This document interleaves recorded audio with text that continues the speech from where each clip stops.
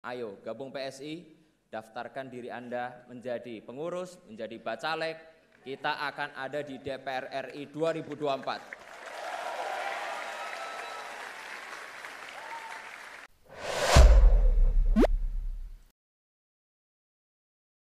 Jujur saja, di tahun 2019, semua caleg yang saya pilih itu semua berasal dari PSI.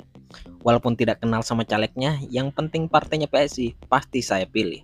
Ini disebabkan saya terlalu bosan melihat tingkah partai-partai politik yang ada selama ini.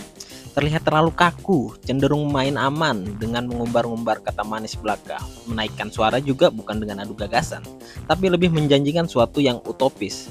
Bahkan ada yang hanya menggandeng artis untuk mendapatkan suara. Sudah kayak jualan produk pakai jasa influencer enggak? Nah, dari apatisnya saya dengan partai politik yang ada, muncullah PSI, Partai Solidaritas Indonesia. Dalam hatiku pertama kali tahu partai ini ya berkata, partai apa lagi nih? Ternyata setelah saya mengikuti beberapa waktu, saya tertarik dengan partai ini. Dengan bosannya saya dengan partai yang ada, partai PSI itu menawarkan sesuatu yang fresh. Seperti misalnya, partai ini anak muda banget. Terus kadernya juga kelihatan cerdas-cerdas. PSI juga sering mengangkat isu-isu yang kurang menarik tapi sebenarnya penting. Seperti kesetaraan hak laki-laki dan perempuan dalam dunia politik. Mereka juga tunjukkan dengan banyaknya jumlah caleg mereka yang perempuan itu, kalau tidak salah sekitar 45% dari jumlah caleg mereka yang ada di pemilu 2019. Mereka juga menantang keras isu-isu intoleransi yang ada di Indonesia, yang kebanyakan partai lain pada waktu itu agak menjauh soal-soal begini. Ya, karena terlalu tricky. Mereka juga menjunjung transparansi dalam berpolitik dengan melakukan pemilihan caleg secara transparan. Slogan mereka itu adalah pemilihan caleg itu tidak menggunakan uang sama sekali. Ya, walaupun mereka juga terlihat sangat Jokowi sentris sekali ya, masih wajar lah. Mungkin mereka sepakat atau sejalan dengan semua yang dilakukan oleh Pak Jokowi. Inilah alasan saya memilih PSI pada waktu itu. Lebih ke penasaran, bagaimana ya partai ini bisa bermain di dunia politik dengan gaya yang berbeda. Tapi ternyata setelah di 2019 mereka gagal masuk parlemen, mulai kelihatan mereka mulai ragu dengan gaya berpolitik mereka. Terlihat PSI sudah mulai mengikuti gaya-gaya partai politik yang lain, misalnya dengan menggandeng artis-artis. Terus dukungannya juga terhadap Pak Jokowi terlihat sangat tidak objektif. Seperti apa yang dilakukan Pak Jokowi itu sudah pasti benar, kayak tidak kritis, tidak mencerminkan pemikiran anak muda yang kritis begitu. Dan juga bukannya mengeluarkan gagasan baru di publik, mereka cenderung hanya mengkritik pihak-pihak oposisi dan memuja koalisi. Puncaknya lagi yang bikin saya geleng-geleng kepala ketika mereka menunjuk Giring sebagai ketua umum. Giring Niji, this is disco lazy time. Ya, kalau sebagai seniman ya saya sangat kagum dengan Giring, tapi kalau jadi ketua umum kayaknya agak kurang. Tapi tidak sampai di situ, gaya politik anak muda yang kritis jadi berubah 180 derajat. Jadi gaya politik kritik Anies. Bahkan cenderung mencari-cari kesalahan Anies, kayak menjelekkan orang lain agar dia bisa terlihat baik. Langsung dalam hati saya berkata, wes lah podo wae kayak partai politik lainnya. Tapi belakangan mereka kayaknya berusaha ini mengembalikan PSI kembali ke jalurnya. Mereka sadari bahwa PSI yang digagas di awal itu tidak seperti ini.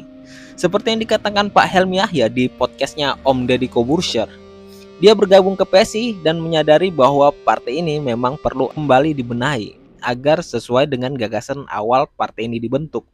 Partai dengan jiwa muda yang kritis, tidak takut mengeluarkan pandangan yang berbeda. Partai yang menghadirkan warna yang baru di dunia politik. Tidak hanya menyerang pihak tertentu, tapi fokus dengan gagasan dan ide mereka sendiri. Dan akhirnya Giring mengundurkan diri dari jabatan ketua umum. Dalam hatiku, wah, tertarik lagi nih sama ini partai. Gimana kelanjutannya? Secara mengejutkan, yang terbaru PSI menunjuk Kaisang jadi ketua umum yang baru. Yo, wes lah, mboh lah partai ini. Hal ini membuat saya jadi skeptis lagi, tapi saya bisa mengerti sih tujuannya kenapa mereka menunjuk Kaisang jadi ketum. Padahal baru beberapa hari saja loh Kaisang itu jadi kader PSI. Penunjukan ini adalah simbiosis mutualisme. Ini adalah hubungan yang saling menguntungkan. Pertama, kalau kita lihat dari pihak PSI ya, Dari rusaknya citra PSI yang belakangan ini dengan jarak pemilu yang sebentar lagi, walaupun mereka melakukan perubahan yang besar, waktunya pasti tidak akan cukup untuk mengantar mereka lolos ke parlemen. Terlihat labilnya juga mereka menentukan arah dukungan ke capres mana yang bisa mengangkat elektabilitas mereka. Makanya sebagian besar orang PSI kalau ditanya itu bilangnya keputusan untuk mendukung capres mana, jawabannya itu ya tunggu Pak Jokowi mengarahkannya kemana dukungannya. Padahal ya yang katanya partai yang berjiwa muda harusnya kan bisa menunjukkan independensi dalam bersikap. Dengan menunjuk Kaisang sebagai ketua umum ini dianggap adalah cara instan untuk mengantarkan mereka ke parlemen. Dikarenakan ya Kaisang adalah representasi dari seorang Jokowi. Kaisang juga sangat disukai oleh publik secara pribadi. Saya juga secara pribadi suka sih sama Kaisang. Unik, lucu, terus kadang selalu bicara apa adanya. Ya dalam hitung-hitungan dengan menunjuk Kaisang sebagai ketua umum partai, ini adalah cara yang efektif dan efisien untuk menaikkan suara PSI di waktu yang bisa dibilang mepet. Terus kalau dari sisi Kaisang, dengan masuknya ke PSI lalu menjadi ketua umum, ini adalah cara yang bagus untuk mempromosikan dirinya agar terlihat di lautan politik yang sudah terlalu ramai. Jika dia bergabung dengan partai lain yang lebih besar misalnya, ya dia hanya akan menjadi kader dari partai tersebut. Dan namanya akan langsung menghilang hanya beberapa bulan saja karena tertutup kader-kader lain yang lebih senior dan yang lebih vokal. Sangat berbeda jika dia menjadi ketua umum partai. Walaupun partai kecil, namanya ketua umum pasti lebih terlihat daripada kader biasa. Apalagi jika dia bisa memanfaatkan posisinya dengan membranding dirinya sebaik mungkin, dengan exposure yang besar, ini pasti sangat berdampak dengan mulusnya perjalanan politiknya. Kalau ditanya, kenapa nggak memilih jadi pemimpin daerah saja untuk menaikkan karir politiknya? Ya seperti Gibran begitu. Menurut saya ini hanyalah soal manajemen resiko. Jika jadi pemimpin daerah memang bisa menaikkan namanya. Ya, tapi jika memang dia bisa memimpin dengan baik. Tapi jika tidak, itu bisa jadi bumerang.